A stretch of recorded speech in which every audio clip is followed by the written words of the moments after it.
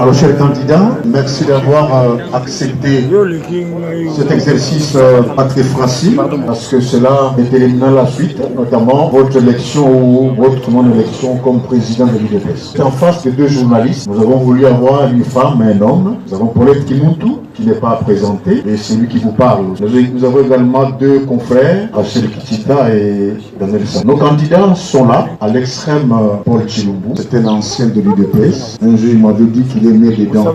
Il a déjà assumé beaucoup de responsabilités, notamment secrétaire national chargé de la communication. Il a adhéré à l'UDPS depuis 1900. Il fut coordonnateur de la table. Merci pour la question. David Moukeba, élu président du parti aujourd'hui. Je commence par mon discours-programme qui va déterminer qui je suis, ma façon de faire, mes approches, de manière à ce que non seulement les dirigeants qui seront élus, les dirigeants qui seront désignés, mais également les combattants aient une connaissance de la personne qu'ils ont élue, comment est-ce qu'il attend faire, l'ordre qui le caractérise, la discipline et ainsi de suite. Après que les combattants et les différents cadres du parti s'est imprégné de ma personne, je m'attaque à la redynamisation du parti qui comprend bien entendu tout ce qui a été faible, la comptabilité de ce qui était bon, ce qui n'était pas bon, et ainsi de suite.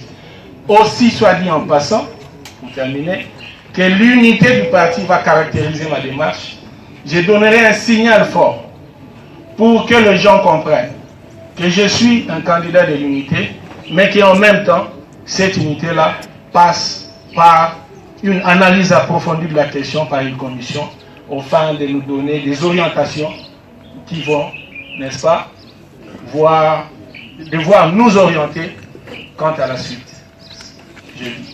Félix Tshisekedi, par où allez-vous commencer directement si jamais vous êtes élu président? Bien, merci. La priorité, je la mettrai sur l'objectif premier de l'UDPS, qui est de prendre le pouvoir et d'instaurer un état de droit.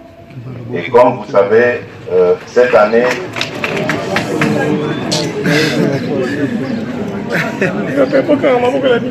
Comme vous le savez, cette année est une année électorale. C'est au cours de cette année que l'UDPS va vraiment connaître la consécration de toutes ces années de lutte. Et donc, il faudra mettre le parti en ordre de bataille. Comment? D'abord par un audit de tous les comptes, pour voir à quel niveau nous sommes financièrement et quelle est la potentialité financière que nous avons. Parce qu'il faut compter d'abord sur nos propres moyens. Ensuite, il faudrait faire un état des lieux pour voir dans quel secteur le parti est-il fort, dans quels autres il est faible. Et donc, essayer de pourvoir à cela. Après cela, il faudrait chercher les moyens, parce qu'un parti politique ne se finance pas seul. Nous sommes le principal parti, que ce soit de l'opposition ou de ceux qui sont au pouvoir au Congo, et nous sommes un parti qui a de l'avenir. Évidemment, il peut intéresser beaucoup de partenaires étrangers dans une sorte de partenariat qui ferait qu'ils nous aideraient à accomplir nos projets, nos intentions, et nous, en revanche, évidemment, on donnerait des marchés aux uns et aux autres, leur permettre d'investir, évidemment, leurs moyens, afin qu'ils donnent de l'emploi et qu'ils fassent marcher, pour prospérer l'économie en République démocratique du Congo. Donc l'accent, je le mettrai principalement sur la préparation des élections et surtout la victoire au bout de ces élections. Alors, on entend parler, c'est comme si vous avez presque la même vision. Vous reconnaissez d'une façon implicite qu'il y a des choses à régler. Nous reviendrons sur les finances avec l'audit. Mais restons un peu sur l'administration. Est-ce que l'image de la gestion administrative de l'UDPS aujourd'hui, cette image peut-elle être rapportée au niveau national si jamais l'UDPS prenait les pouvoirs. Nous commençons par qui? Oui, il y a une petite nuance. L'UDPS a des problèmes d'organisation, principalement parce que nous sommes un parti qui affronte la dictature. Pendant plus de 30 ans, nous n'avons jamais évolué en tant que parti politique, tout simplement parce que nous avons subi la répression. D'ailleurs, les événements malheureux, et même pas pour rappeler, nous avons perdu des êtres vivants dans notre permanence. Un parti qui perd et les membres, et les archives, et l'administration voulait avoir et être content de ça. Nous sommes un parti en lutte. Donc nous avons un problème d'organisation parce que nous sommes réprimés à tout moment. Donc la différence, c'est qu'il faut faire la période électorale à l'île. Nous espérons l'adversaire en face va se plier aux exigences démocratiques pour que nous puissions nous organiser. C'est au moment où nous serons au pouvoir que nous allons vous montrer de quoi nous sommes capables. Parce que pour faire plus de 3 décennies dans un pays africain subsaharien comme le nôtre, il faut vraiment être grand. Et nous le sommes. Vous avez même point de vue que lui? Bon, je suis en train de dire l'UDPS, c'est un parti par contre qu'il faut absolument féliciter. Parce qu'au regard de tout ce qu'il a connu par rapport à toutes les dictatures qui se sont succédées dans ces pays, un autre parti qui ne serait pas mieux implanté disparaîtrait déjà.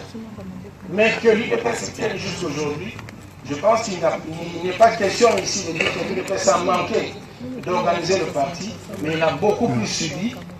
Mais qu'au delà de tout ça, il a pu résister et qu'une fois qu'il est au pouvoir, je pense qu'il va prouver autant qu'il a résisté, autant il peut demeurer pendant longtemps au pouvoir. On a l'impression, le candidat Félix, que tout membre de l'UDPS a toujours envie de rencontrer le président.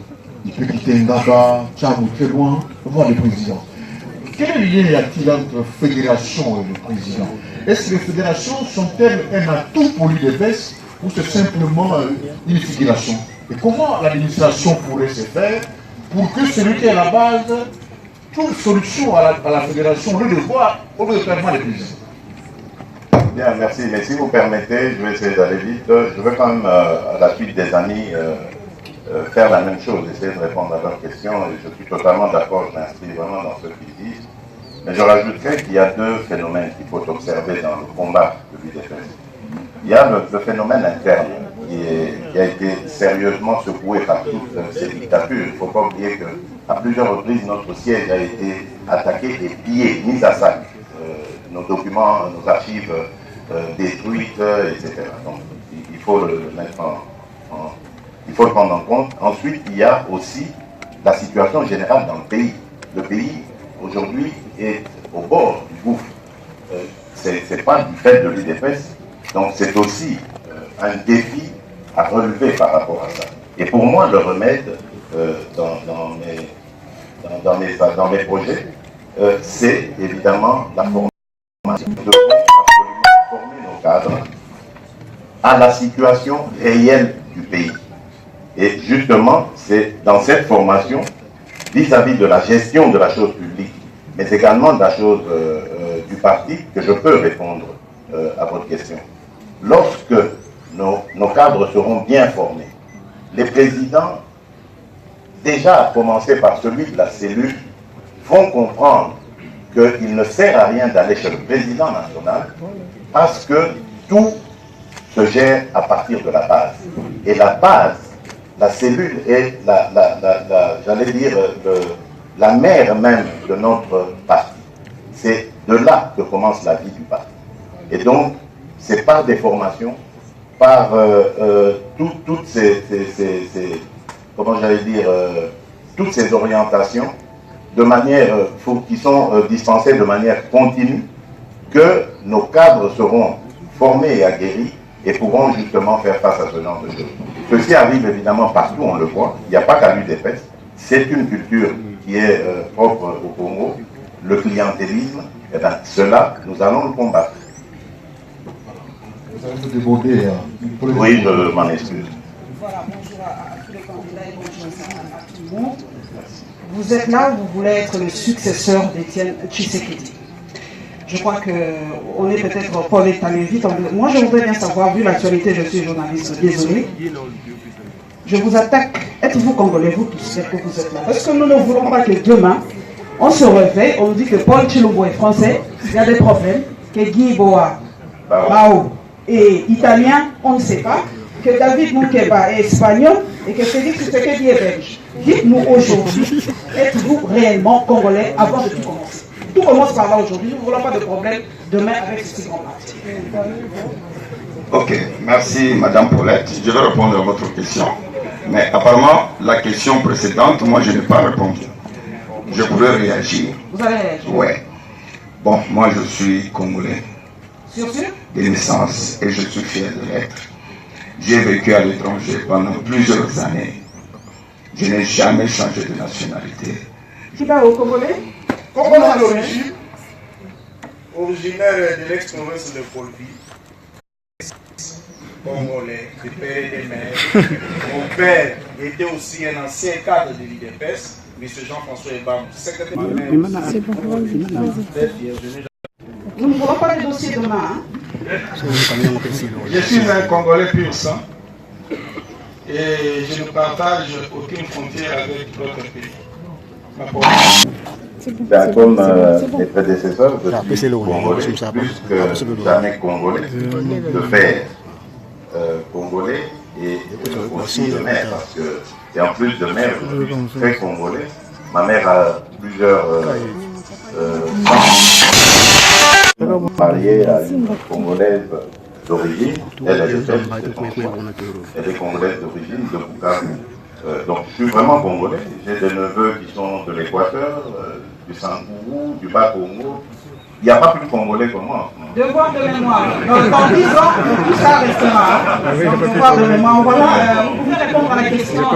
D'accord, merci Madame pour votre question. Tout en partageant presque totalement ce qu'on nous dit. Mais est-ce que le fait de tout ce que nous subissons ou nous avons subi est un prétexte pour ne pas organiser le parti? Ça, c'est la question que moi je me pose.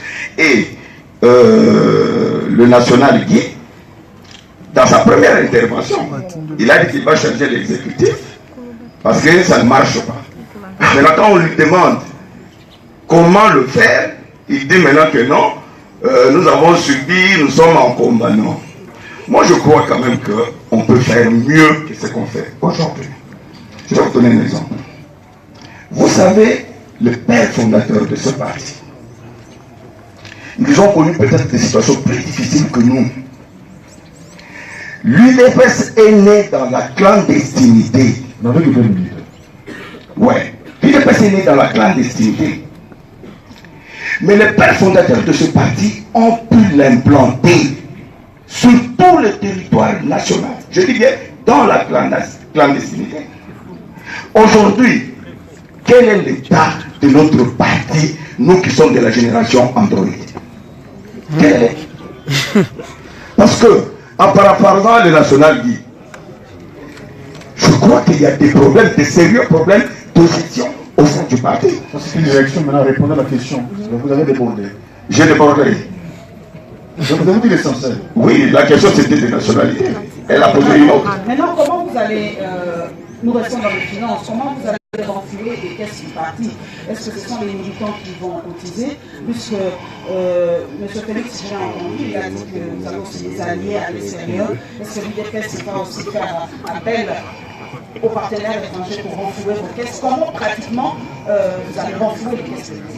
Oui, merci pour la question. Mais là aussi, j'ai un peu de problème avec le secrétaire général Félix. Je crois qu'il est dans l'exécutif actuel. Il pouvait déjà nous donner l'état des finances de notre parti maintenant. Je crois qu'ils sont en train de gérer le parti. Ça, c'est la première chose. La deuxième chose, l'UDPS, moi je crois que c'est le plus grand parti de ce pays. Je vais vous donner juste un exemple. Kinshasa, c'est une métropole d'environ 12 millions d'habitants. Je prends au plus bas mot. Nous avons seulement 10% de combattants. Ça veut dire que nous avons à peu près 1 200 000 combattant d'abord et sympathisant. Si nous demandons à ces 10% de cotiser ne fût que 1000, je dis bien 1000 francs, nous aurons autour de 800 000 $ dans la caisse du parti. C'est pourquoi je dis qu'il y a un problème de gestion. Avant qu'on aille chercher l'argent chez les partenaires, il faut d'abord que nous trouvions nous-mêmes ici. Comment sommes-nous capables de mobiliser l'argent? Aujourd'hui, nous avons ce qu'on appelle le mobile banking. N'est-ce pas? Ça veut dire quoi? Ce qu'on appelle ici les M-Pesa, les Airtel Money, tout ça. Quelqu'un qui est en Anajika aujourd'hui peut envoyer 5 $ ici. Merci pour le Chilomboulou. Merci beaucoup. Et je vais commencer par faire remarquer que mon ami Paul n'avait pas bien saisi. Paul, il n'avait pas bien saisi mon introduction. Je répondais à la question sur l'organisation. Et la question dont on est intervenu, c'était par rapport à l'administration, si on va amener l'administration actuelle jusqu'au niveau national. Mais vous allez constater que lui, à l'introduction, il avait dit la première démarche à faire, c'est l'état des lieux. Donc il n'avait pas encore fait l'état des lieux. Maintenant, je me rends compte qu'il avait déjà fait cet état des lieux, comme nous autres. Parce que moi, j'avais dit, je vais commencer par la désignation des responsables du parti, la désignation des responsables des animateurs des structures du parti. Pour aller de l'avant. C'est ça la priorité. Même lorsqu'on parle des finances, il y a effectivement des programmes au sein des DPS. Mais il y a plusieurs niveaux. Il y a des programmes internes et externes. En interne, j'ai dit, les responsables qui seront nommés doivent répondre au profil statutaire. Je reviens sur ça. Il y a la probité morale, il y a la crédibilité.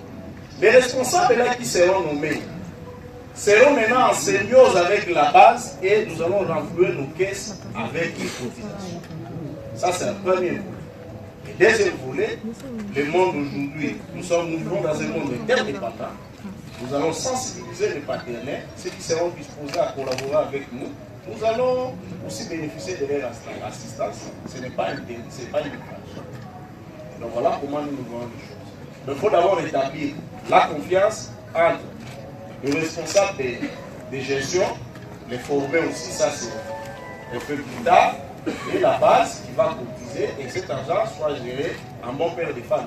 Vous avez votre carte, vous payez régulièrement vos cotisations. Pardon? Vous avez votre carte du parti et payez régulièrement vos cotisations. Nous? Vous?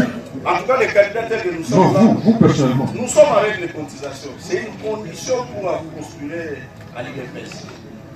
Monsieur Félix, vous êtes dans l'exécutif actuellement. Le bilan est comment? Déficitaire? Comment est le bilan? En un mot. Oui, merci. Mais si vous me permettez, je voudrais d'abord répliquer à l'intervention de mon ami Paul Chilomboulou, qui, je signale au passage, a déjà fait partie de l'exécutif de l'UDPS dans sa vie. Et il n'a jamais proposé ça, ce qu'il dit aujourd'hui. Ensuite, je voudrais dire que M. Paul Chilomboulou était de ceux qui ont combattu une initiative pourtant louable, qui a émané de notre secrétaire général, qui était la vente des cartes. Et cette opération était d'autant plus louable qu'elle faisait en même temps vente de cartes et établissement d'un fichier signalétique qui reprenait, d'une base de données, qui reprenait tous les membres de notre parti. Il est de ceux qui ont combattu ça. Mais je dis, si évidemment nous devons agir dans le sens de saboter les initiatives des uns, pour ensuite les dénoncer et dire qu'ils ne font rien, je crois qu'on ne construit pas. Voilà pourquoi moi je parle d'unité au parti. L'unité, elle est très nécessaire, parce que la Bible nous l'apprend d'ailleurs, une nation divisée contre elle-même est vouée à sa perte. Donc nous avons absolument besoin d'être unis, voilà, vous perturbez, on vous a dit que c'est pas bon. C'est pas inutile, bien aimé. Nous avons besoin d'apprécier et d'encourager les initiatives qui viennent des affaires. Aujourd'hui, madame, je suis content du bilan de l'UDPS aujourd'hui. Parce que l'UDPS est passé par beaucoup de tourments ces dernières années. Et le principal des tourments, c'est la perte de notre leader. Elle n'était pas prévue. Et nous avons tenu bon. Nous avons gardé la maison du DPS unie, tant bien que mal unie. Vous avez vu toutes toute l'adversité qu'il y a aujourd'hui, le pouvoir s'est mis avec des gens de chez nous qu'il a débauché et qu'il a essayé de retourner pour qu'il dédouble l'UDPS. Nous partons sur tous les fronts. Sur le front diplomatique, madame, l'UDPS est très fort. J'en veux pour preuve la déclaration ou l'interpellation de madame Niki Eli dernièrement au Conseil de sécurité au ministre Okitoun en lui demandant, je dirais même en lui imposant de tout faire pour que le délégué de l'UDPS à la CENI soit là. C'est le travail de la diplomatie de l'UDPS. Parce que les autres faisaient passer leur UDPS comme la paix. Donc nous nous sommes battus. C'est vrai qu'il y a encore du travail à faire, je le comprends très bien. Nous allons faire ce travail parce que nous sommes là pour ça. Mais ce travail, nous ne pourrons le faire que dans l'unité, sans que les uns sabotent le travail des autres. Et on va faire contre ça. Madame, vous avez déjà été président de l'UDPS. Comment vous avez géré financièrement votre entité? Merci. Permettez-moi également de dire quelque chose par rapport à la déclaration de notre ami Paul. Je voudrais faire remarquer qu'il est important de faire la différence entre l'époque où la dictature de Mobutu régnait et que seul l'UDPS était comme l'alternative crédible et qui inspirait confiance aux gens, et qu'en ce moment-là, il y avait lieu que tout le monde qui ne voulait plus de la dictature, n'est-ce pas, quitte pour venir rejoindre l'UDPS, et facilement l'UDPS pouvait être implanté sans trop d'efforts partout, parce que la population en avait marre de Mobutu. Mais qu'aujourd'hui, dans un pays où il y a plus de 600 partis politiques, dont il y a des efforts supplémentaires à faire, nous devions vraiment faire la différence entre les deux époques et ne pas comparer l'époque de nos pères fondateurs à ce que nous vivons aujourd'hui. Cela étant... Oui, c'est important, c'est important. Cela étant, il y a un sérieux problème qui a miné le parti, celui de plusieurs courants. Au-delà des tshisekidisme qui est le dénominateur commun de tout le monde, n'est-ce pas? Il y a eu des courants qui se sont développés, lesquels courants ont amené quelques petites divisions et des comportements qui frisaient le manque de confiance en nous. Et cela a fait que les finances du parti à tous les niveaux en souffrent. Et la Ligue des jeunes n'a pas été épargnée non plus. Il y avait des efforts à faire. Vous demandez à la jeunesse ici de cotiser, mais lorsqu'il rentre à la maison, il y a un autre leader qui dit non, là tu es en train de donner de l'argent à la ville. C'est ce que nous avons souffert. Mais qu'aujourd'hui, nous sommes en train tous de parler de l'unité, c'est un élément important et hyper important pour nous, n'est-ce pas, qui va faire renaître la confiance au sein du parti. Et tout autour de l'unité, je pense que les finances auront une autre son de cloche. Alors, quand vous dites finance, vous voyez que la cotisation des membres, vente des cartes, c'est la vente des cartes qui a déjà posé problème, même au niveau du président. Pourquoi c'est difficile, les cartes et les cotisations Pourquoi ça se complique dans l'UDPS?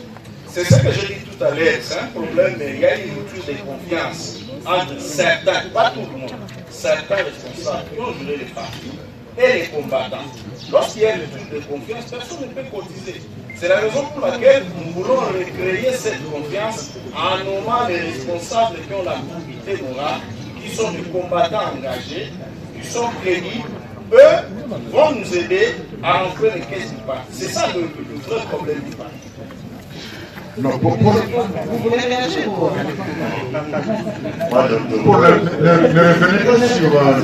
nous évoluons. Non, là, il a affirmé des choses très graves, je ne peux pas laisser passer ça.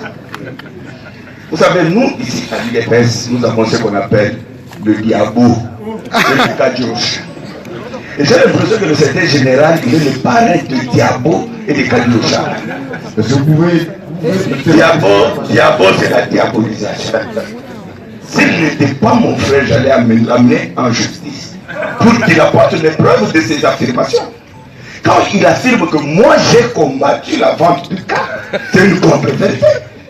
Je ne sais pas, peut-être vos services de diabolisation sont venus vous rendre compte, mais je n'ai jamais, je le dis tout haut, de près ni de loin été mené dans cette affaire-là. J'achète ma carte. Vous, c'est vous qui contrôlez les gens qui achètent les cartes au parti. Non, vous n'êtes pas l'inspecteur. Laissez-moi parler, vous n'avez pas. Non, mais attends, s'il vous plaît. Là, c'est pour les besoins de la cause. Oui, mais parce que tes services te rendent compte de tout ce qu'on fait au parti. Vous n'êtes pas encore le président du parti. Ayez votre mal en patience. Vous aurez toutes les informations autant que vous. Voilà. Mais je voulais aussi dire une chose. Je reviens un peu. Vite. Quand vous dites ça, vous confirmez que c'est lui qui est la présidente.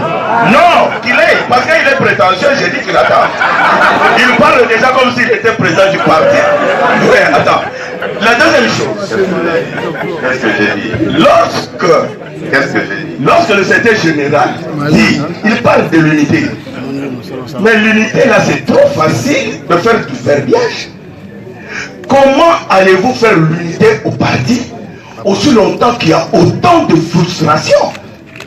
Dans ce parti, nous les pères fondateurs, quand je parlais des pères fondateurs, nous disions que l'UDPS est une pyramide renversée. Mais monsieur le CGA, votre exécutif a renversé encore la pyramide. Ce qui veut dire quoi? Vous avez pris tout le pouvoir qui était au niveau de la base du parti. Vous avez fait les 3K plus T. N'est-ce pas? Alors, je voudrais dire ceci. Moi, président de ce parti, je vais revaloriser le président, la base du parti. C'est ça la clé. Vous savez, cet exécutif, s'il vous plaît, je termine. D'accord. Donc vous avez votre 2 minutes là pour... D'accord, il n'y a pas de problème, je termine. Ok. La question à tout le monde, il y a combien de courants au sein de l'UDPS pour qu'il n'y ait pas de sort. Quand M. Etienne était devant, tout le monde était derrière M. Etienne. Aujourd'hui, il y a combien de courants? Bon, en tout cas là, vous allez lui poser des questions. Je crois que lui aussi il a pris son courant. Moi, je n'ai jamais eu de courant au sein de l'UDPS. Je ne connais même pas ce soir. Mais je voulais dire seulement ceci. C'est facile de parler de l'unité. Mais pour parler de l'unité, il faut arrêter les frustrations. Moi, je vais prendre juste un exemple. J'en ai beaucoup. Je veux être plus pragmatique, pas de théorie. Vous êtes parmi les frustrés, monsieur. Jean, moi je suis un combattant, moi on ne peut pas me frustrer. Je dis seulement ceci. Je prends un exemple. Lorsque vous avez un exécutif qui décourage toutes les énergies positives au sein du parti, comment voudriez-vous créer cette unité? Je donne l'exemple. Nous avons une structure au sein du parti, la CIMAC, qui est animée par Maître Sylvain Mouton. Cette structure-là, pendant que cet exécutif dormait, a pu former 300 formateurs des témoins. Mais je vous dis que cette structure-là a été combattue. Et aujourd'hui, Maître Sylvain Mouton, avec tous les cadres qui sont dans cette structure, ne sont pas sur la liste de ceux qui doivent participer au congrès. Et c'est dans ce cadre-là que vous allez créer l'unité au parti. Lorsque vous négligez les figuraux, moi, j'ai, la table ronde a reçu plus de 20 présidents fédéraux qui étaient venus pour le deuil du président, ici, qui ont essayé de rencontrer les autorités du parti. Merci beaucoup, vous avez... Par le simple fait, je termine par là, par le simple fait qu'ils ont voulu qu'on convoque un congrès. Je vous en prie. D'accord. Vous avez assez d'énergie, gardez-le même. Sachez que vous avez consommé 5 minutes, vous n'avez pas droit à la deuxième. Monsieur Félix, combien de courants au sein du parti pour qu'il n'y ait pas cette unité-là? On a l'impression qu'aujourd'hui tout ressort. Combien de courants y a-t-il aujourd'hui? Permettez-moi, madame, de tout faire pour ne pas laisser passer ça. Je crois que le prof a besoin de garder son calme. Il a dit que je serais peut-être l'auteur d'un courant, n'est-ce pas? Mais j'ai cru comprendre qu'il est candidat pour le congrès qu'il y aura demain, de mon courant. Posez-lui la question. Non, je crois qu'il use de cette tribune pour régler des comptes au secrétaire général. Et ce n'est pas bien parce que le secrétaire général n'est pas là pour se défendre. Il a parlé de la CIMAC. J'ai vu Sylvain Mouton dans l'assistance. Samedi dernier, ce monsieur a été extraordinaire parce qu'il a pris des amis de la CIMAC. Ils ont organisé une structure de soutien à ma candidature. Donc c'est la preuve que Sylvain Mouton n'est pas du tout, ne travaille pas contre ce que je veux de ce parti. J'ai encouragé Sylvain Mutombo avec mon propre argent, il le sait, je le dis devant lui, avec mon propre argent parce que j'ai trouvé que son initiative était efficace. Nous devons déjà nous préparer sur le fond, le fond électoral, nous devons le faire. Mais il est là, toujours, je continue de le dire. Ce que je condamne, et quand je le condamne, je le lui dis toujours en face. Je le fais venir, je lui parle comme un petit frère. Ce que je ne veux pas, c'est qu'on fasse tout en désordre. Nous sommes un parti qui se veut être organisé. Et un parti organisé doit avoir une hiérarchie et une base. Du sommet à la base, on doit bien ordonnancer les actes et autres choses. Sylvain Mutombo, demain, il sera un de mes partenaires privilégiés dans le domaine qu'il est en train de se creuser, celui de la formation de nos observateurs et témoins. Donc ça, il n'y a pas de problème. Mais que tout se fasse évidemment dans les règles de l'art. C'est peut-être ça qui a causé aussi des frustrations chez le secrétaire général et qui a amené tout ça. Et je ne vois pas pourquoi mon frère Paul Chilungu étale comme ça notre cuisine interne. Bon, je reviens maintenant sur votre question très rapidement pour dire à l'UDPS, vous savez, Paul Chilungu est revenu souvent sur cette... oui, les pères fondateurs, mais j'ai cru comprendre qu'il a dit qu'il est entré en... Non. Voilà. Donc il n'a pas l'histoire d'avant, non. Et c'est important d'avoir cette histoire. Parce qu'il va comprendre que les tendances, les divisions, les frictions, ça n'a pas commencé aujourd'hui. Et ça n'a pas commencé que sous Kaboum. Les frustrations, il y en avait déjà avec Mavungu. Et avant Mavungu, il y avait Chabani, il y avait des frustrations. Avant Chabani, il y avait Mutanda, il y avait des frustrations. Avant Mutanda, il y avait Massamba, il y en avait. Avant Massamba, il y avait Pongo, il y avait toujours des frustrations. Les frustrations, il y en aura. Mais à partir du moment où, qu'on soit frustré ou pas, qu'on ne perde pas l'idée de l'intérêt général, l'intérêt du parti, ça c'est ce qui m'importe. Moi je ne demande pas à ce que tout le monde s'embrasse sur la bouche, mais au moins que tout le monde ait en tête que nous appartenons à une même famille, l'UDPS, et que l'UDPS doit gagner. Quand un de nous fait un acte qui va dans le sens de notre victoire, il faut le soutenir. Il ne faut pas le combattre parce que soi-disant, on n'est pas sa tendance. La tendance à l'UDPS, pour répondre à votre question, elle est une seule depuis un certain temps, c'est la tendance d'Étienne Tshisekedi. Ceux qui sont avec Étienne Tshisekedi, vous avez vu, ils sont là. Aujourd'hui, ils sont en train de se battre au nom de l'UDPS. Ceux qui ont trahi Étienne Tshisekedi sont soit avec les kabylistes, ou soit en train d'écrire aux kabylistes pour avoir leur UDPS à eux. L'UDPS se décrète à la base, elle ne se décrète pas dans les bureaux du ministre de l'Intérieur. Voilà. Voilà, donc vous êtes des potentiels candidats. Les élections... Les élections sont en train de se passer. Silence, s'il vous plaît. Nous sommes encore maintenant dans le point par rapport aux élections. Nous risquons de sanctionner votre champion. On parle déjà du seuil de représentativité. Est-ce que le prochain président de l'UDPS va s'allier avec qui pour foncer vraiment cap vers des élections? Est-ce que l'UDPS est capable d'aller seul? Est-ce que vous avez ce seuil de représentativité? Ou si pas, avec qui allez-vous vous allier pour gagner cette fois-ci les élections en 2018? Parce que le peuple attend cette alternance depuis des décennies. On commence par M. Félix. Non, bon. Commençons par M. Paul. Vous allez vous allier avec qui pour gagner? Sans exemple, il y en a beaucoup. Exemple. Bon, j'essaie d'être un peu... 2 minutes. pédagogique. Bon, je veux dire une chose. Vous savez, en politique, il n'y a pas des amis éternels. Il n'y a pas non plus des ennemis éternels. Les amis d'aujourd'hui peuvent devenir des ennemis de demain. Et les ennemis d'hier peuvent devenir des alliés d'aujourd'hui. Tout dépend des objectifs que vous poursuivez. Nous, à l'UDPS, il y a avec autant d'autres partis politiques, nous voulons que ce régime dictatorial et sanguinaire dégage. Nous allons faire des alliances avec tous ceux qui poursuivent le même objectif. Et au moins pour une fois, à son honneur, le secrétaire général, il était un peu en avant. Quand je vais dire, on va dire que j'accuse les gens. Il était prêt à la base par rapport à son exécutif. Il est allé prendre contact avec d'autres partis.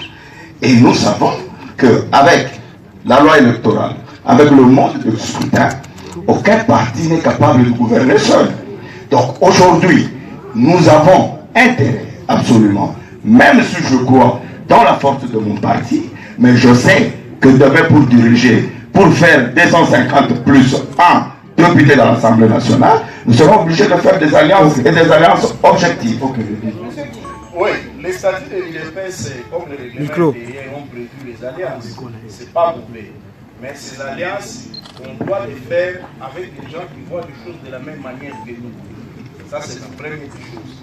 La deuxième chose, ces alliances-là doivent se faire tout en préservant les intérêts de l'UDPS. Peut-être je vais contredire mon co-débatteur lorsqu'il vient de faire le secteur Félix. Il faut une concertation en interne avant d'engager une alliance pour éviter des contestations. C'est tout ce que nous demandons aux gens qui vont prendre ces contacts. On se concerte en interne, on fait un débat parce que le débat démocratique est sacré dans un parti. Dès qu'on lève les options, personne ne va contester une alliance. C'est ce que nous demandons. Dès que nous serons élus président, croyez-nous, ce débat démocratique sera permanent. David. Bon, juste 2 secondes pour rétablir quelques vérités aussi. Je voudrais faire remarquer à mon frère Paul qu'il n'a pas toutes les informations par rapport à la CIMAC, parce que moi qui vous parle, j'ai des informations selon lesquelles que la CIMAC serait constituée de plus de 30 mouvements de jeunes. Donc, il dépend de la vie des jeunes. J'ai pris mon téléphone moi-même pour appeler mon frère Mouton. Sylvain. Mais comme ça, vous le citez un peu trop, il risque de revenir. C'est important parce que ce sont pas mal de façon que nous sommes en train de délimiter. Il faut le faire. Je fais partie de l'exécutif et on a attaqué l'exécutif. Et alors, mon frère n'a pas répondu favorablement. Son micro n'est pas bon. N'a pas répondu favorablement à ma demande et que voilà aujourd'hui il y a des problèmes. Or, moi je m'étais engagé au nom de la Ligue des jeunes pour répondre les délégués de la CIMAC afin qu'ils soient présents au Congrès. Alors, par rapport aux alliances, il y a un adage qui dit qu'en politique les alliances se font et se défendent. C'est-à-dire on peut faire des alliances aujourd'hui par rapport à un objectif à atteindre et demain ça peut se défaire, tant mieux. Je suis en train de noter que l'UDPS à elle seule, elle peut arriver, n'est-ce pas, à répondre favorablement par rapport au seuil. Mais pour avoir la majorité, c'est à ce niveau-là qu'il faut maintenant faire intervenir les alliances. Mais les alliances que nous allons tisser, il faut les tisser autour des valeurs. Lorsque je revisite l'histoire, je constate que l'UDPS, depuis sa création, a toujours été ouverte à toutes les alliances, à plusieurs alliances. Elle en a fait autant et elle continuera à le faire aussi longtemps que les besoins se feront sentir. Oui, les alliances, je voudrais corriger un petit peu ce qu'a dit mon ami ici, Pao. Non, l'UDPS, au dernier congrès, lors de son dernier congrès, a interdit les alliances. Ils n'ont pas permis. Donc, les alliances sont interdites, mais nous avons tiré une leçon de ces élections-là, de 2011.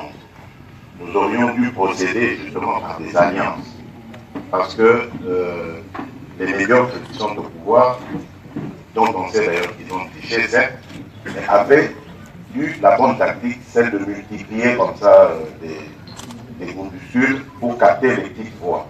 Donc ça, nous avons dit, nous n'allons pas nous faire avoir, nous avons fait une petite entorse au statut, mais ça va être très vite rétabli lors du congrès, parce qu'il faudrait que le congrès redonne le quitus.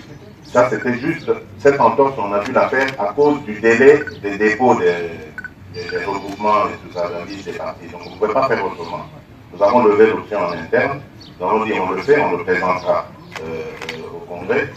Ce ne sera pas du tout condamné, d'autant plus que c'est une alliance stratégique avec nos alliés habituels dans le rassemblement. Donc à l'exception des 2 groupes catombistes ARG7 et de la dynamique, toutes les autres composantes normalement devraient s'aligner dans un regroupement piloté par l'UDPS. Et donc, nous sommes pour les alliances. Ça, c'est pour le regroupement. Nous sommes également pour d'autres alliances, c'est-à-dire des additions. Parce que vous savez, on parle du seuil aujourd'hui. Il faut viser le seuil, mais la proportionnelle demeurera. Donc il faut aussi penser à la proportionnelle. Et comme on dit tous mes amis, personne ne gagnera seul. Donc voilà pourquoi j'ai été voir nos amis Vital Kamerhe et F. Bazaïba, en perspective évidemment d'une, on ne va pas dire alliance, mais d'une association de nos forces et de nos énergies. Donc, c'est-à-dire, au lieu d'absorber dans un regroupement, nous allons additionner le regroupement UDPS avec ses alliés, plus le regroupement UNC avec ses alliés, plus le MSC avec ses alliés. On espère ensemble atteindre les fameux 250 sièges plus. D'accord. Il nous reste 4 questions. Une pour moi, pour Paulette, et une question pour la jeunesse, une question pour Gérard, une question pour la femme, que Rachel pourra poser. Ça sera à l'Ingala. Alors, revenons par l'unité. On a escamoté un aspect très important. Une fois président, en une minute, qu'allez-vous faire face aux exclus, aux députés UDPS qui sont dans l'Assemblée? Vous allez me rappeler pour qu'ils reviennent.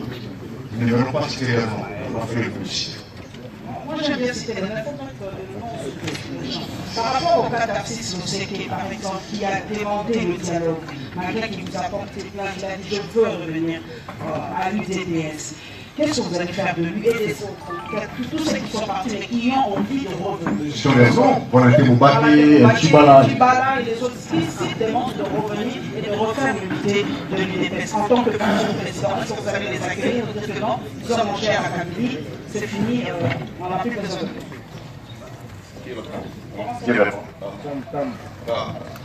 Merci, Madame Paulette. Je crois, lorsque je pris la parole pour la première fois, j'ai dit qu'on va décréter l'amnistie, il y aura une commission. Mais je crois que je suis en face du pasteur Paul.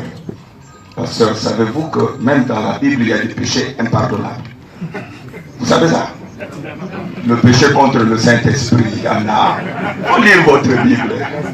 Vous comprenez? Moi, président de ce parti, il y a des gens qui ont trahi, qui ont craché sur la mémoire de notre héros national. En tout cas, je crois qu'il faut leur souhaiter bonne chance. Là où ils sont allés dans la Kabylie, là où ils sont allés, qu'ils créent leur parti. Si ce sont vraiment des hommes politiques comme ils le prétendent, qu'ils créent leur parti et qu'ils viennent, nous allons nous affronter sur le terrain. Ça, c'est mon point de vue. Oui, avant de répondre, je vais rectifier quelque chose que le général Félix a dit. Les forces politiques et sociales ont été reconnues par le règlement intérieur du mars 2013. C'est là le règlement intérieur. Oui, mais après la modification, ça c'est un autre débat, on risque de l'exposer ici. Tout ce que nous pouvons éviter en tant que candidat président national, d'exposer tous nos problèmes. Par rapport à l'unité, je crois que le pasteur vous avez posé la question si les gens demandent. Est-ce qu'il y a des demandeurs parmi les gens qu'on a exclus? Est-ce qu'il y a des gens qui demandent des rencontres? Nous sommes encore en procès. Nous sommes encore en procès, pasteur. Hier, nous étions là, nous avons souffert.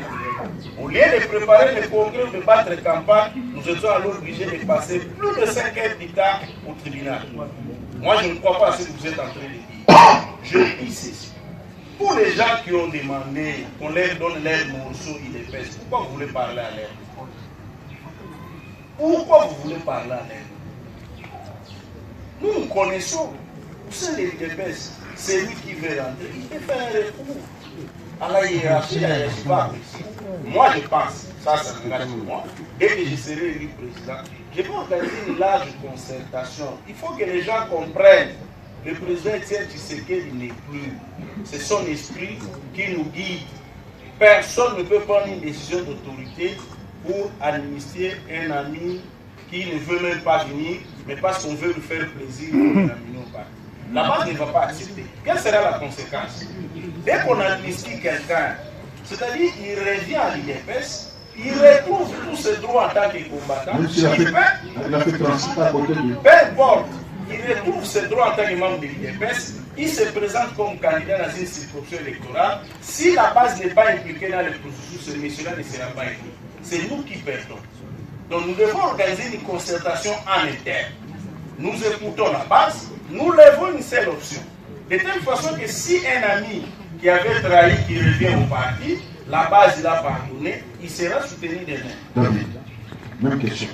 Oui, bon, je pense que c'est un débat qui devrait être dépassionné. Il faudrait vraiment faire la part des choses et éviter d'amener les humeurs dans... On a oublié une temps. Et éviter d'amener les humeurs dans ces débats. Le président David Moukeba élu donnera un ton par rapport à son intention de vouloir voir les filles et les fils de l'UDPS communier ensemble. Mais cela n'a pas force de loi, comme l'a dit mon frère Liba, parce qu'il y a des textes qui nous régissent, parce qu'il y a des lois, il y a des prescrits.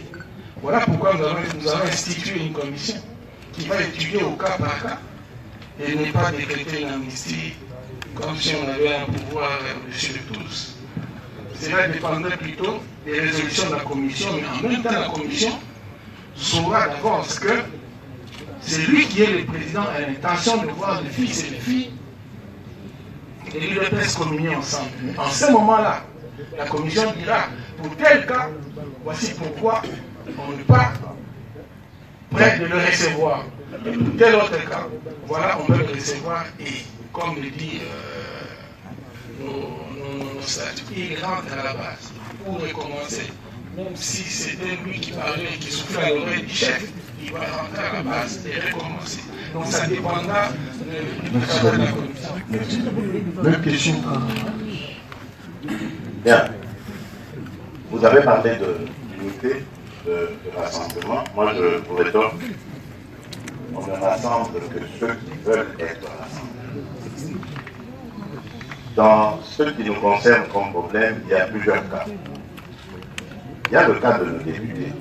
Et j'ai pris beaucoup de risques à l'époque de faire des sorties médiatiques pour dire non. Ce problème avait été très mal géré au niveau du DPS. J'avais pris des coups de mes amis qui pensaient que j'étais de connivence avec eux. Certains ont même soupçonné que j'allais siéger ou que je touchais de l'argent. Non. J'étais tout simplement conscient que ça avait été très mal géré autour du président et des institutions. Donc, il y a eu ce cas, et certains d'entre eux ont tout fait pour montrer leur attachement. Et je crois que ce serait injuste de dire on chasse tout le monde, on met tout le monde dans la même bassine et avec, on les renvoie avec l'eau du bain. Non. Il faut traiter leur cas au cas par cas. Alors, il y a d'autres, ceux que vous avez cités, comme ceux que vous avez cités, qui demandent de revenir. Mais revenir où? Admettons qu'ils aient eu gain de cause dans la manœuvre, dans la manipulation qu'ils avaient faite et qui consistait à tuer la veille des festivals. Est-ce qu'ils auraient demandé cette réconciliation? Nous avons des informations sur les tourments qu'ils rencontrent là-bas. Ils sont lâchés complètement. Ils sont dans le vide. Est-ce qu'on peut concevoir qu'au moment où on demande l'unité, on est en procès avec ceux à qui on demande l'unité pour obtenir leur extinction? Vous trouvez ça normal? Est-ce qu'on peut concevoir qu'au moment où on demande, où on souhaiterait éventuellement l'unité, où on revendique quelque chose, on est en train de demander en même temps au ministre de l'Intérieur de lui créer une aile qui s'appellerait UDPS le peuple ou que sais-je encore? C'est de la fantaisie tout ça. L'UDPS est un parti d'adhésion libre. On adhère à la cellule. Il y a eu des grands personnages, je ne vais pas les citer, de ce parti, qui ont fauté à un moment donné de leur parcours, qui ont bénéficié de l'amnistie du président en 2010 et qui sont revenus, tout grands qu'ils étaient, à la base. Ils ont adhéré, ils n'ont rien demandé, ils allaient à la cellule. Et les autres, pourquoi est-ce qu'ils ne feraient pas ça? Qui commencent d'abord à aller à la cellule, on verrait comment on va voir comment on va les accueillir à cette cellule. Parce que ce sont les combattants de la base qui décident. S'ils veulent les voir, ok, s'ils ne veulent pas les voir, tant pis pour eux. Ce n'est pas au sommet de décider. Voilà. Oui. Alors, une question pour poser à la jeunesse. Alingala. Merci beaucoup. Oui, parce que la question s'articule autour de la jeunesse. l'esprit des pères fondateurs, n'est-ce pas, de l'IDPS, se résume en deux concepts, la démocratie et l'État de droit. J'ai suivi tout de suite là, le président reconnaît, n'est-ce pas, sa priorité et l'objectif premier de l'IDPS est celui d'un État de droit. Ma question est celle-ci, Président. C'est quoi l'État de droit? Et par où vous allez commencer l'État de droit? Voilà les préoccupations. Vous posez la question au président ou... J'ai posé la question à tous les présidents. À tous les candidats plutôt. Qu'est-ce que nous attendons par État de droit et par où vous allez commencer cet État de droit-là? C'est bon pour la jeunesse. C'est très bien. Je l'ai brossé il y a quelques temps à ma tête. Je disais, dans ce qu'on dit, lorsqu'on parle d'État de droit, c'est un État où règne d'abord et avant tout la justice. Un État dans lequel la justice est le moteur. Une justice juste qui met tout le monde en dessous de la loi, à commencer par le premier des citoyens. C'est ça un État de droit. Un État de droit, c'est celui qui garantit à ses concitoyens leurs droits et leurs libertés, conformément à la constitution de ce pays-là. Un État de droit, c'est un État qui permet, dans sa gouvernance, dans sa gestion, une transparence qui peut à tout moment subir un contrôle de tout citoyen contribuable de ce pays, contribuable ou pas. Un État de droit, c'est celui qui garantit le bien-être, qui redistribue la richesse à tout le monde selon la répartition convenue. Voilà un État de droit, l'État dans lequel nous rêvons, nous, descendants des Tshisekedi, d'amener notre pays. David. Oui, je voudrais brièvement dire qu'un État de droit, c'est un État où on ne sait pas faire prévaloir la loi du plus fort. C'est un État où règne la justice. C'est un État où ce sont seuls les textes qui régissent les rapports entre les humains. Et c'est là dans tous les domaines de la vie, dans tous les compartiments, que ce soit pour la santé, que ce soit pour l'éducation, que ce soit pour la redistribution des finances, dans tous les compartiments, c'est la loi qui trône et il n'y a pas de la loi du plus fort. Oui. Oui, l'essentiel a été dit. Il y a une dimension seulement que nous allons insister, la dimension de la redevabilité. Les gestionnaires qui gèrent un État de droit ou une structure démocratique comme l'IDPS, ça je vais revenir à l'IDPS, doivent avoir l'habitude de rendre compte. Parce que nous constatons aussi qu'à l'IDPS, lorsque les combattants nous demandent des comptes à nous cadres, ils deviennent nos ennemis. Et ça, c'est antidémocratique. Je profite de cette vie pour demander à tous les jeunes de continuer à nous demander des comptes, nous qui les gérons, mais dans l'ordre et la discipline, parce que c'est conforme à notre idéal.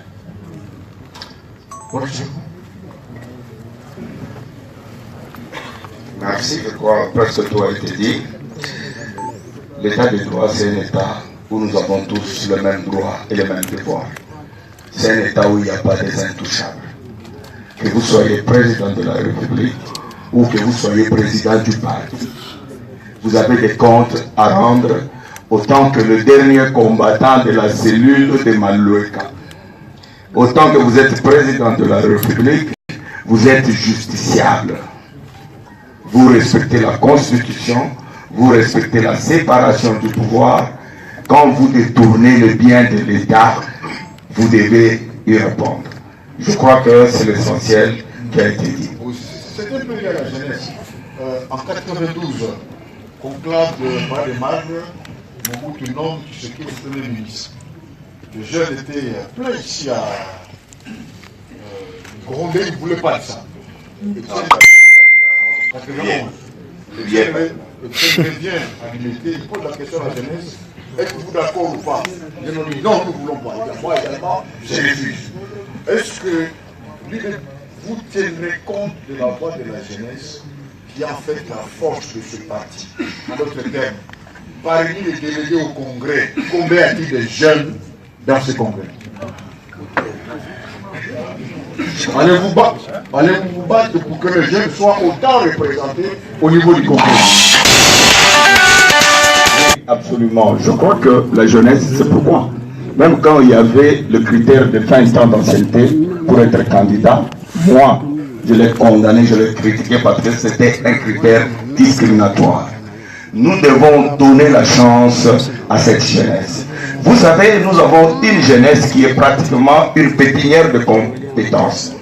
Et ces jeunes qu'on retrouve à l'UDPS, qui sont des médecins, des pharmaciens, qui sont des juristes, des avocats, nous n'allons pas leur dire qu'ils ne peuvent pas gérer ce parti parce qu'ils n'ont pas fait 20 ans. Moi, je crois, président de ce parti, non seulement je veux favoriser que la jeunesse puisse animer ou gérer certaines structures, mais je vais encore recruter plus de jeunes possibles, compétents, afin qu'ils viennent renflouer nos rangs pour combattre, pour gérer et pour aller au pouvoir. Il y a les 30 secondes là dépassées. 30 secondes. Non, nous allons compter sur la jeunesse. D'ailleurs, un politicien aujourd'hui au Congo qui ne va pas travailler avec la jeunesse n'a pas d'avenir. Parce qu'il est prouvé que plus de 60% des habitants de ce pays ont moins de 30 ans. Donc nous devons absolument travailler avec les jeunes, faire un effort pour la promotion de ces jeunes. C'est la raison pour laquelle la redynamisation de la Ligue des jeunes reste une priorité pour l'avenir de la jeunesse dans notre pays. David? Non, nous commençons par le candidat Félix et vous allez terminer. Parce qu'il a toujours... il termine toujours toutes les questions. Là, c'est vous qui avez terminé. Non, j'avais commencé de la... Ah, ok.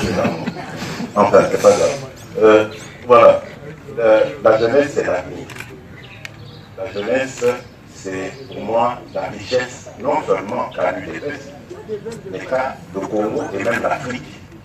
Une des forces. Beaucoup de gens regardent nos minéraux, beaucoup de gens regardent notre sol qui est riche, etc. Mais moi, j'ai toujours dit, notre première richesse, c'est notre jeunesse. Avec ça, nous pouvons faire d'énormes choses. Et les jeunes, il y en a beaucoup ici, savent combien je suis attaché à eux, combien je les ai toujours encadrés, et même dans nos manifestations, ils m'ont accompagné jusqu'à des moments très difficiles que nous avons connus. Donc les jeunes, j'en ferai une priorité. Je l'ai dit, la Ligue des jeunes sera immédiatement attachée à la présidence que je dirigerai. La Ligue des jeunes devrait être de mèche avec le président que je serai, parce qu'il y a des indications, des orientations, surtout dans le contexte actuel, celui évidemment des élections, que nous aurons à donner à ces jeunes, parce que demain, ce sont eux qui nous remplaceront, ce sont eux qui vont être le Congo de demain. Vous avez géré la jeunesse, est-ce que vous pensez que sa voix a été commentaire par l'UDPS? Bien sûr, tout ce que l'UDPS a dû récolter jusqu'au jour d'aujourd'hui est positif. Non seulement l'UDPS, même le pays, on les a eu par la jeunesse. Et démographiquement parlant, la jeunesse représente près de 70% de la population. Je ne vois pas un responsable qui ne fait pas compte de la jeunesse. Directement, vous êtes voué à l'échec. Donc, on développera ce pays avec la jeunesse. Et au milieu de la jeunesse, il faut qu'il y ait des valeurs. Nous avons géré les jeunes, mais on peut confirmer, lors de cette réunion, que l'UDPS récolte des jeunes qui ont des valeurs à mettre à la disposition de notre pays. On ne peut pas s'en passer. Souvent, quand le président faisait ses marches ici jusqu'à du peuple et ailleurs, il y avait toujours des mamans autour d'elle. Particulièrement, nous citons qu'il y a 4 candidats, il n'y a aucune femme. Alors la question que... Quelle est la place là? Merci, heureusement que j'en ai 3 petites questions. La première, 4 candidats hommes. Au mois de mars, le congrès se tient au mois de mars, mois dédié à la femme. Pourquoi il n'y a pas de femmes? Est-ce qu'il n'y a pas de femmes compétentes au sein de l'UDPS? Deuxième petite question, le débat se tient dans la résidence de feu Étienne Tshisekedi de Rose-Mémoire, alors que l'UDPS dispose d'un siège non loin d'ici. Pourquoi avoir accepté que ce débat ait lieu ici? Troisième question, je n'ai pas entendu dans votre programme une question relative au rapatriement de la dépouille. Quelle est la place qu'occupe le rapatriement de la dépouille du corps de Etienne Tshisekedi dans le programme de chaque candidat que vous êtes? Je m'en vais, c'est qu'on sait répondre à la deuxième question de la loi. Ça, c'est la condition qui est choisie. Vous êtes bouillé, on a pensé faire ça à la permanence. Malheureusement, à la permanence, on prépare les décors pour les congrès. Ça va vraiment en chantier. Voilà pourquoi nous sommes là. Je pourrais reformuler ma question parce que vous n'avez pas eu cet instant. Moi, qui symbolise finalement cet endroit pour vous? C'est ça ma question. Là, ils vont répondre. Commençons par David. La première question, c'était encore laquelle? La femme. La femme. La femme a toujours occupé une place de choix, que ce soit dans le programme ou qu'incarnait notre président. C'est resté comme tel, même pour nous aussi. Nous sommes en train de tout faire pour que cette femme-là comprenne, n'est-ce pas, qu'au-delà de la conscientisation, au-delà de la promotion que nous sommes en train de faire par rapport à elle, elle doit se prendre en charge elle-même aussi et se faire valoriser. Les critères ont été mis à la place publique, l'appel à la candidature a été fait, mais s'il n'y a pas de femmes parmi nous, ce n'est pas parce que nous avons barré la route à la femme. C'est tout simplement parce que la femme elle-même ne s'est pas fait remarquer. Mais aussi, soit dit en passant qu'au sein de l'UDPS, il y a des femmes, il y a des brillantes femmes, mais qui ont peut-être pensé que ce n'était pas encore le moment. Elles ont préféré... Ça, je vous interromps, M. David, c'est extrêmement grave de dire que les femmes étaient au courant de nous, les femmes n'ont pas voulu. Que prévoit les statuts par rapport aux femmes? Même la loi nous garantit 30%, même si ce n'est pas appliqué, on nous garantit 30%. Est-ce que c'est juste ce qu'on est en train de faire? Madame, mais pousser les petites discriminations positives, c'est incroyable, moi je suis frustré. Ah, mais ça risque de sentir la dictature. Non, une discrimination positive, ça se fait. Prenez une femme remplacée par qui vous faites une discrimination. Encore faudra-t-il qu'elle soit prête, la femme. Encore faudra-t-il qu'elle soit prête. Mais vous posez, ce n'est pas la question de la femme. Mais il y a aussi une autre question qui a été posée, celle de l'appartenance tribale. Moi, j'ai vu sur les réseaux sociaux, on a dit, il y a que des Lumba, patata. Mais l'UDPS, c'est un parti implanté partout. L'appel à la candidature a été mis à la place publique. Les gens étaient libres de réagir.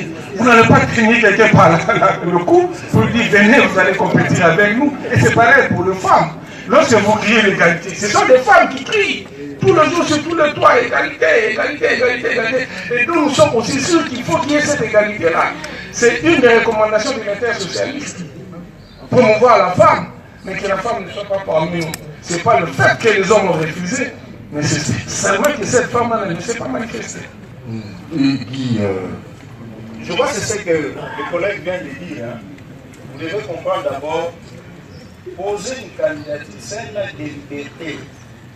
L'UDPS n'a pas été créé pour embrigader les gens par la force. Madame, venez être candidate. Madame, ne soyez pas frustrée. L'UDPS c'est le plus grand parti. Je crois qu'il n'y a aucun parti qui nous dépasse en nombre de femmes. Et si vous lisez nos statuts, vous voyez même nos structures. On a parlé de secrétaire général adjoint. Elle est brillante, mais seulement elle n'a pas jugé encore l'opportunité de poser sa candidature. C'est aussi au nom de sa liberté. Même aux États-Unis, on a vu Mme Clinton poser une candidature il n'y a pas longtemps. Mais il y a 20 ans, on ne voyait pas les candidats au sommet de l'État. Donc c'est quelque chose qui va venir avec l'État. Considérez que c'est un premier exercice, c'est que vous êtes en train de vivre à l'IFS aujourd'hui. Croyez-moi, madame, pour l'élection du prochain président dans 5 ans, il y aura des candidats de femmes. Je l'espère en tout cas, je vous le rappellerai. Et moi, je vous promets parce que je vais maintenant battre campagne pour pousser aussi d'autres femmes à poser. Merci beaucoup. Ou alors, si jamais il est élu, il va nommer secrétaire général une femme. Alors, Paul Jules. Ça ne dérange pas. Oui, mais je crois que l'essentiel a été dit.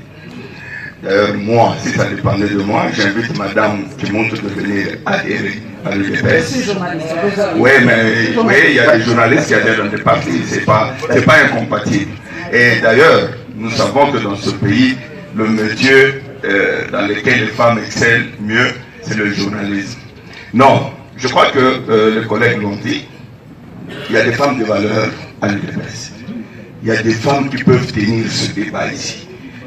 Le moment venu, je crois, nous inviterons les femmes d'autres partis sur des plateaux de télévision, de débattre avec les femmes de l'UDPS. Mais si elles estiment que le moment n'est pas encore opportun, nous prenons la liberté. La liberté, c'est la devise de l'UDPS. Liberté, égalité, solidarité.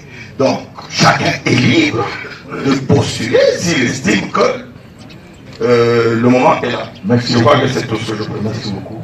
Oui. Nous allons enchaîner avec la question que symbolise cet endroit. Oui. Madame, le problème des femmes est récurrent dans tout le pays, pas seulement en Ile-de-France. Moi, je préfère une femme qui prend la liberté de dire non, je ne me sens pas prête de devenir candidate, qu'une femme qu'on va prendre de quelque part, qu'on va faire danser le dialélo, on va la présenter comme ça, comme objet d'art, et qui va finir dans le lit de celui qui l'a amené là. Ça, ce sont des méthodes qui n'existent pas à l'UDPS. Nous donnons le respect à la femme. Et d'ailleurs, vous êtes journaliste, je ne sais pas si vous êtes journaliste d'investigation, cherchez, renseignez-vous auprès des organismes, organisations internationales, je pense à la NDI et à bien d'autres, qui font des formations de femmes, posez-leur la question de savoir quel est le rendement des femmes UDPS. À chaque fois que nos femmes ont été dans ces forums, elles ont toujours marqué l'opinion par leur passage. Donc c'est pour vous dire que nos femmes sont bien formées. Mais il ne faut pas oublier une chose, l'UDPS, comme on vous l'a dit ici, a toujours fait face à la violence.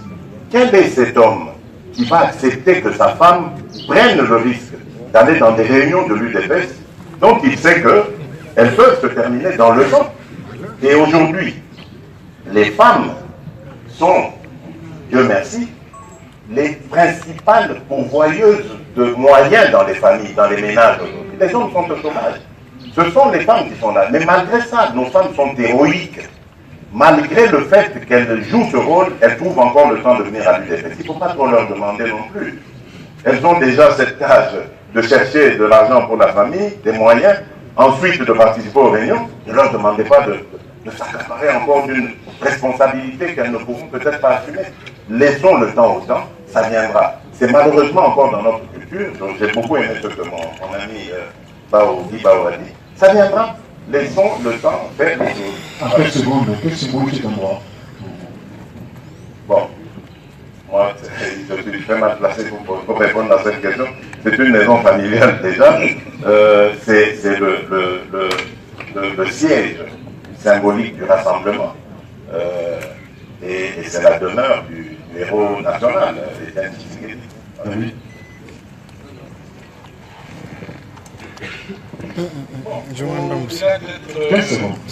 Au-delà d'être la résidence du fait président Étienne Tshisekedi, et au-delà aussi d'être le siège du rassemblement, c'est un lieu qui restera historique pour nous et un lieu qui va nous rappeler beaucoup de souvenirs, nous aider ou qui nous poussera à démontrer à la face du monde que vous voyez cette parcelle-là, bien que officiellement il n'y avait pas un pouvoir présidentiel, mais nous avons vécu des actes comme si on était dans un palais présidentiel. C'est un lieu hyper significatif.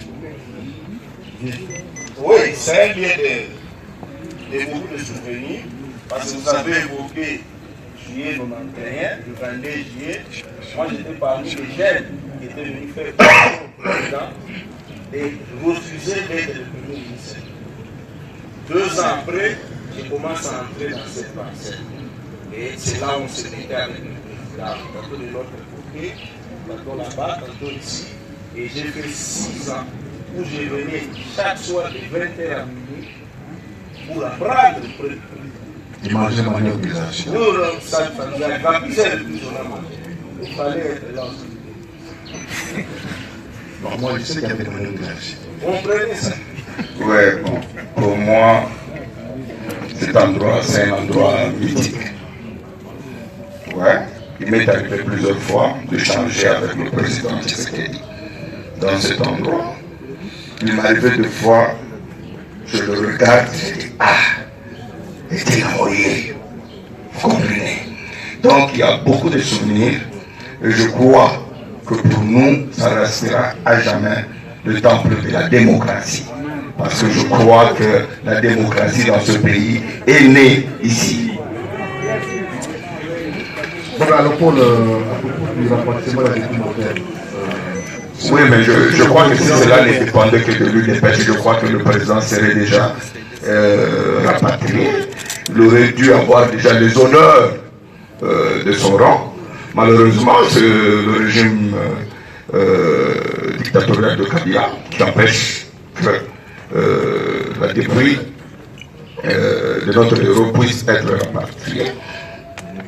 C'est difficile à se prononcer parce que ça ne dépend pas de l'adversaire est de très mauvaise foi, parce que ça c'est jamais bien en Afrique. Plus d'une année après, on n'a pas encore enterré notre papa. C'est même difficile à en parler parce que je me dis dans 20-30 ans, lorsque les jeunes vont lire cette histoire, qu'est-ce qu'ils vont se dire? Nous étions au présent, nous l'avons approuvé, alors que ça ne dépend pas de nous. Il y a une mauvaise foi manifeste. Je doute même qu'on a affaire aux vrais Africains parmi les gens qui sont à la base de ces vrais bandits-là. Aux vrais têtes, bazar à l'émotion. David, même émotion avec. Bon, ngana ina lo balikambo na lingala pour tout vraiment bien. Mais bien que au Sénégal il soit moi retenu. Mais à moi vous en avez retenu les articles. Parce que tantôt dans le texte on voit que nous pas encore il y a qui a parlé présidentiel. Et mais les alliés africains. Les alliés africains. Omona mutu azomibenga muntu oyo azomibenga africain kosepela kotika nzoto ya oyo asali mosala moko mutu moko te asala na Kongo bakotanga bakoma batutu bakimbavita batangaka bakongo tuka bani batangaka wana je vous dis vrai kombo oyo ekombo ya kotema bimesekeli ezaki mais eloko bazosala ekoratrape bango parce que soki ezala mpona bana ya UDPS mais toujours nous avons mémoire et président à l'Isoka. Mais ceux qui ont résisté, les apôtres de l'équipe. Mais question dans la zone Mitouna, est-ce que c'est seulement le fait du pouvoir en place où il y a une complicité, même à niveau international? Parce que nous comprenons qu'il y a-t-il une implication dans les démocraties pour que va faire sa respect dans notre il y a président Nabiso, to Batika Modemo, on a l'anda même maman Mars. Pour les chaînes étrangères, mais nous avons tout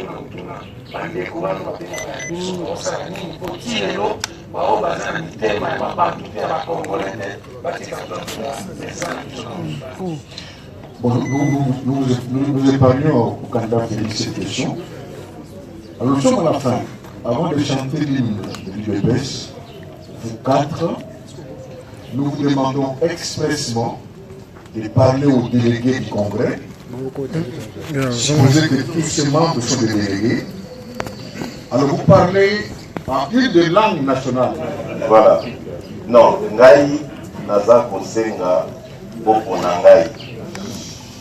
Parce que nakanisi que na biso mine awa tozali nazali pour incarner parfaitement c'est peut-être trop dire, mais le point à ça pour incarner le plus possible continuité et Etienne Tshisekedi et Salingai. Pourquoi? Dans l'ongoli argument biologique, tokotanaka na argument politique. Ngai na bandi UDPS oyo tango ebandaki. C'est-à-dire UDPS c'est ça le quoi moi na moni yango tango botamaki na 19 ans. Na souffrir pour na UDPS oyo. Tango bazalaki komema leader na bisika bikauka na kendaka nazalaka na futa na makila na ngai bitumba oyo esalema yango na kenda poto. Ce n'est que 5 ans après ebandela bitumba parce que bitumba tobandaka yango na UDPS te, UDPS esali na 82 mais biso pasi ebanda depuis 80, 2 ans avant création UDPS. Nous étions déjà dans le combat. Voilà pourquoi je dis combat oyo ekotanga tina mikuwa tina makila. Jamais je ne pourrais trahir parce que j'ai donné la pesa makila nangai pour la bitumba oyo. Donc ensuite na eu expérience monene la diplomatie oyo nazali na responsabilité nango depuis 2008. Ça fait presque 10 ans que nazali diplomate yamba. Je pense que Bomona la réalisation na yango. Avant Ngai, jamais un secrétaire national aux relations extérieures n'avait rencontré des chefs d'État en fonction et qui plus est africains. Parce que là, il faut pas en opposition. Et moi, j'ai été celui qui a mené cette diplomatie. Oyo, Congolais, il y a ma porte, il y a ma palais présidentiel, la commission message, il y a eu des personnes. Nazali, Oyo, Asali, diplomatie économique. C'est-à-dire comment on a un grand bailleur de fonds, comment on a une grande firme pour intéresser Bango sur le Congo, pour investir dans le Congo. Je suis de ce combat-là. Voilà pourquoi je dis Ngai, Nazali, Oyo, Nazali le mieux placé pour représenter l'intérêt Nabino. Parce que Nazali pour la unité dans la parti. Nazali pour organisation et pour la bien dans la parti. Nazali pour viser conquête et pouvoir. Pouvoir au biso de faire ce pouvoir, et vous allez pouvoir, il y a peuple. Yangwana na banzi, confiance na bino, ce qui est pesa n'est pas nangai, na kokende musika na parti oyo, na kokomisa, et loko babengi esengo, na mitema ya bakongolais, une réalité. Merci beaucoup. Ngai d'abord, nazozo engagement. Ce qui n'a pas mis président, il y a parti dans vos zones d'Israël, dans affaires étrangères. C'est la monnaie. Aïe, Tozali di Sanga.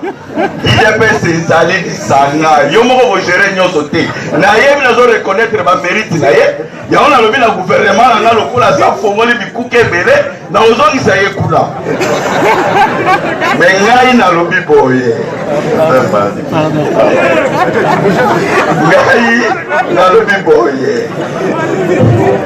Pachago, Ngai soki na komi silence. Ovo tengai ponani. Parce que na kozongisa IDPS na esprit ya ba père fondateur. Pouvoir ekozonga na base ya parti. Na ko valoriser ba animateur ya base ya parti. Temple oyo ero na biso atikeli biso ekokoma lupango lisusu ya mutu te bakofungola baporte wana parce que ezali héritage ya bana nyonso ya UDPS.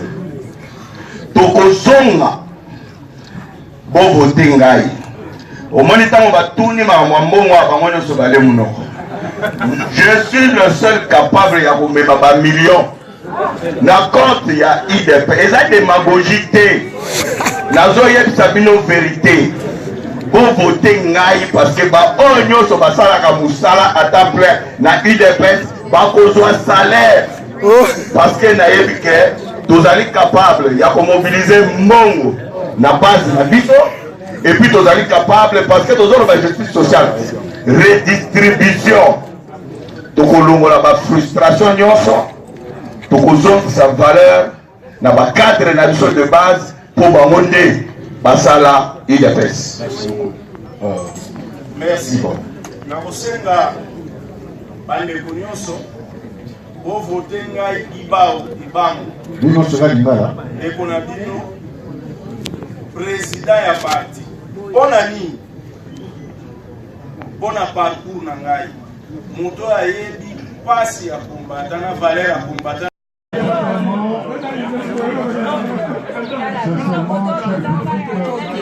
Nous vous admirons. Au nom de toi, mon confrère et mes défenseurs, nous sommes fiers de vous. Vous avez été relativement disciplinés, même s'il y a toujours des exceptions. Ce que nous venons de vivre, je le dis encore, c'est historique.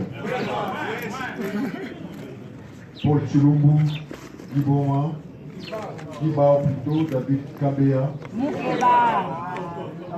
David Moukeba, Félix Sekedi, vous venez d'écrire une page inoubliable, non pas seulement pour l'UDPS, mais aussi pour la République démocratique du Congo.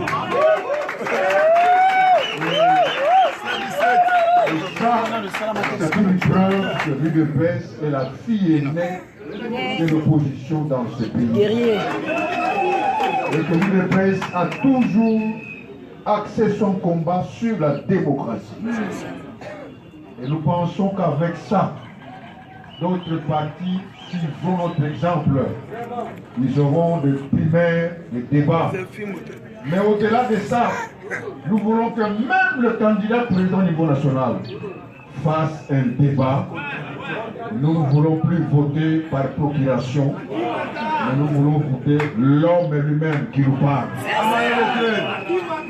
Une fois de plus, merci pour le public. Et merci d'avoir été de notre temps. Alors, vous avez senti qu'ils ne sont pas ennemis, et moins encore adversaires. C'est la convivialité, la fraternité. Alors, nous les invitons à s'embrasser inépacement. Pendant que nous acclamons nos candidats.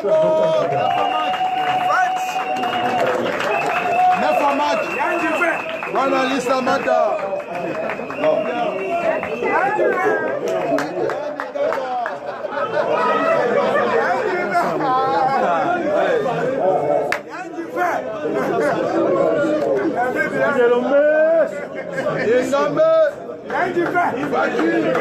Alors, nous remercions le public. Également, nous vous remercions vous, les téléspectateurs et les auditeurs qui ont bien voulu passer du temps avec nous. Et nous pensons que nous allons fixer un rendez-vous pour d'autres occasions, notamment au sein du Congrès. Et vous vivez des moments importants du Congrès, l'UDPS. L'hymne du parti. Nous allons ensemble nous mettre debout et chanter l'hymne national de l'UDPS. Et on terminera par là.